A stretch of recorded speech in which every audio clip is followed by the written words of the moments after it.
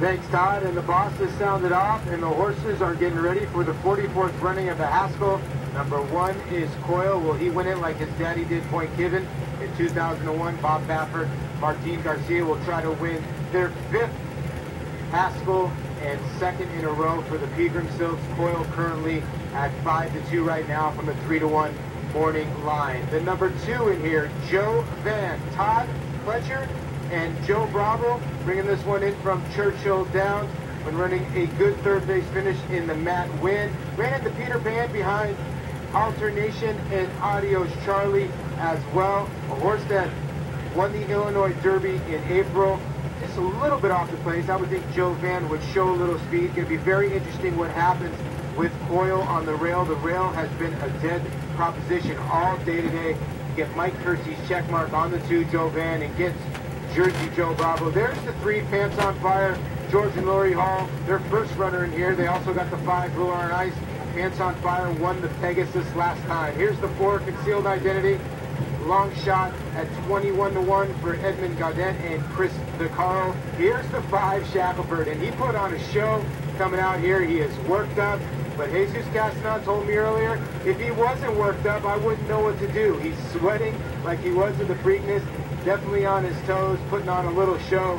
Dale Romans, and I would think if he wins this race, he would probably be 3-year-old of the year. We'll get back to that. There's the Belmont winner, Ruler on Ice, Kelly Breen, Jose Valdivia. Been off since June. Jose told me this horse has been working good. The distance isn't going to be an issue, and I would think the track is playing into his hands as well. Here's the 7, JJ's Lucky Train. Paco Lopez, 4 wins on the undercard so far, and I would think this horse would have to go to the front. Probably his only chance to win this race. It does have some sprint speed. And there's the 8, Astrology, who ran a good third behind Shackleford in the Preakness, went to Prairie Meadows. Puzzling performance, did not run. Makes a decent appearance in the paddock here and in the post braid. 8-1 currently. There was your post braid for the 44th running of the Haskell. Todd, we're 4 minutes away, and Shackleford was putting on a little bit of a show coming out here. Well, with his running style, he's got to conserve his energy. I mean, we've seen him get worked up before and overcome it, but these are much tougher circumstances, I believe. Yeah, he was pretty worked up in the Preakness, right? I think, if I'm not mistaken, he overcame it and won that day over Animal Kingdom. But yeah, it's always a worry. He was dripping wet before that race, yeah. And he wins the Preakness. And I'm not surprised because of his past behavior, probably the layoff as well. You know, a little bit geeked up, having not raced since the 11th of June. I don't think it's a concern at all for Shackleford on a warm day at Oceanport, New Jersey. And 8-5, opening up at even money. Shackleford still your pretty heavy favorite. And we brought you the Grade 1 Ruffian from Saratoga. We had to get back here to Del Mar for their coverage, so just want to let you know, in the Ruffian, 1-2-7-5. Big upset there with Ask the Moon. There's an inquiry into the race. It is our understanding it does not involve the unofficial winner, Ask the Moon.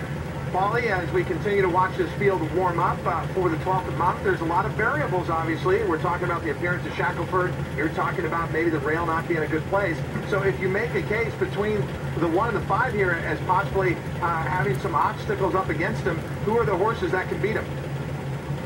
You know, I don't know. I think I'll take a shot with Ruler on Ice. I like the way he looked on the track. I think the track is playing towards that. When Martin Garcia got off the other backer horse, Irrefutable, he looked right at Bob and said, we got to get Coil right off the rail as fast as they can. But it's going to be very interesting where the pace comes from.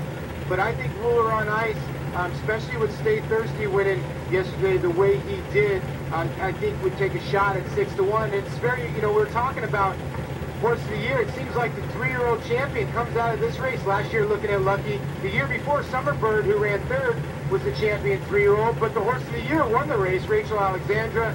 Big Brown in 2008 was champion 3-year-old. Curlin was champion 3-year-old in 2007, Todd. So my point of view is if Shackleford wins this, is he champion 3-year-old? Paul, you like Ruler on Ice this race at 6. He wins the Belmont at 6-1. Kelly Reed puts the blinkers on him, and he's much closer to the pace, and he wins. Kelly's been talking about how he wants Ruler on Ice close to the pace in this race. Is he quick enough, though, at 1 1/8 to be somewhat close like he was at the Belmont at 1.5 miles? I don't think so. I think he's going to lay back and maybe be 5, 6, 7, 8 lengths off of it, somewhere in that area. But that move has been okay. Now, these are real horses, but today it seems like that 3-4 wide move has been the move that is winning races. We do want to let our viewers know there has been a disqualification of the third place finisher in the Ruffian at Saratoga. You will recall the original order of finish was 1-2-7-5. The new order of finish, and it has now gone official, is 1-2-5-7. A disqualification from third to fourth in the Ruffian. That is the 7, Tiz Ms. Sue, being placed fourth in the Ruffian. Now official 1-2-5-7. Back to our discussion here of the Haskell and what it means for the Breeders' Cup Classic. It's the first of the winning your in races for the Breeders' Cup Classic division, or the second, I should say. Off the first dude was a winner in the Hollywood Gold Cup. The Whitney Handicap comes up next at Saratoga. Then here, August 28th, the TPG Pacific Classic. That could be featuring Blind Luck. Philly taking on the boys. That could possibly happen towards the end of August here, the Jockey Cup Gold Cup, and then the Goodwood Stakes at Santa Anita, the Oak Tree Traditional Prep, leading towards the Breeders' Cup Classic. In Shackleford, stable at Churchill. He's been training great at Churchill. We know that he likes it there at Churchill. Obviously, for the Breeders' Cup will be held again in 2011. 8-5 right now. Coil. Paulie opened up at 9-2. Is back down at that 3-1 morning line. And it's going to be tough here. You said the rail is bad. Martin Garcia with a horse with speed on the inside. I know you were talking about how Baffert wants Garcia to get off the rail early on in this race. Probably easier said than done, though. Yeah, definitely easier said than done. I think Coil might have to sit the rail, and I think, you know, Bob told him, hey, go away, they were running, and force some pace into the race and try to spread out the field a little bit so you can get outside.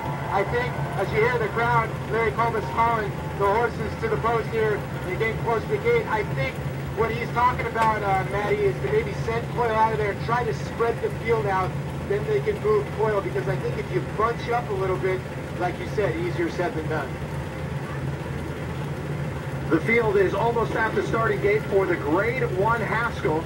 And as Paul pointed out, 3-year-old division honors certainly could be on the line here, at least give a horse an edge. And when you look at Bob Baffert in the Haskell, he's had some great 3-year-olds here. Looking at Lucky, the most recent. Yeah, he certainly has, but I don't think Coil breathes anywhere near the same air as those names on that screen there. And yeah, I mean, I think if exchange wagering were in place now, we say player like Coil is a play against.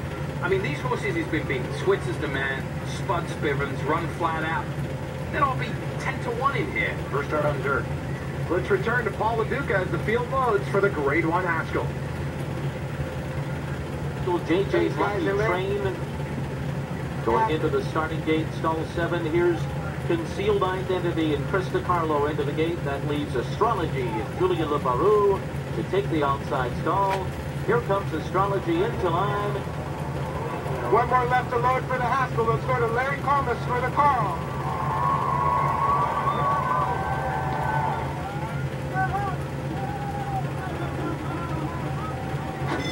They're off in the Resort Haskell.